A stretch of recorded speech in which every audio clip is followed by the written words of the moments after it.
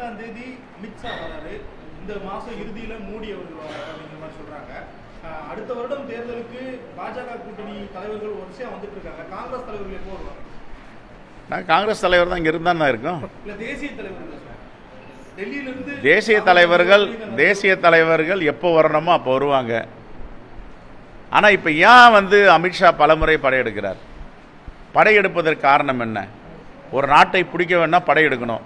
தமிழ்நாட்டை பிடிப்பதற்கு எத்தனை படையெடுத்தாலும் பாஜகவிலும் ஆர்எஸ்எஸ்ஸாலும் தமிழ்நாட்டில் அவர்களுடைய அரசியல் பலிக்காது.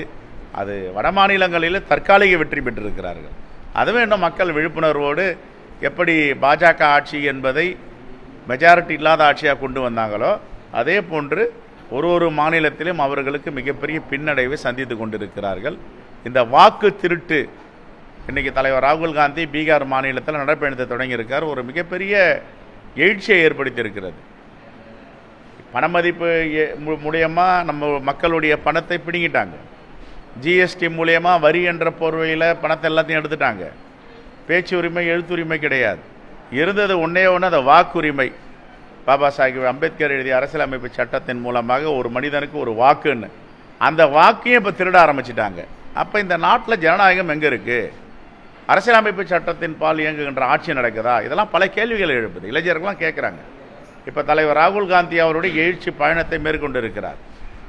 இந்த சார் என்ற ஒரு நிகழ்வு என்பது ஒரு மிகப்பெரிய அதிர்வை ஏற்படுத்தி இருக்கிறது. நாளைக்கே தேர்தல் வச்சா கூட இந்தியா முழுவதும் டெபாசிட் வாங்குமா பாஜக என்ற கேள்வி எழுது.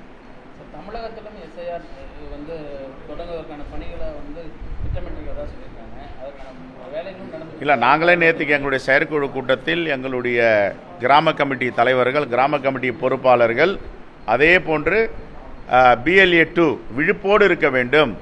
பத்திரிகை வாயிலாக நாங்கள் சொல்கிறது என்னன்னா, வாக்கு திருடர்கள் தமிழ்நாட்டுக்கும் படையெடுத்துட்டாங்க.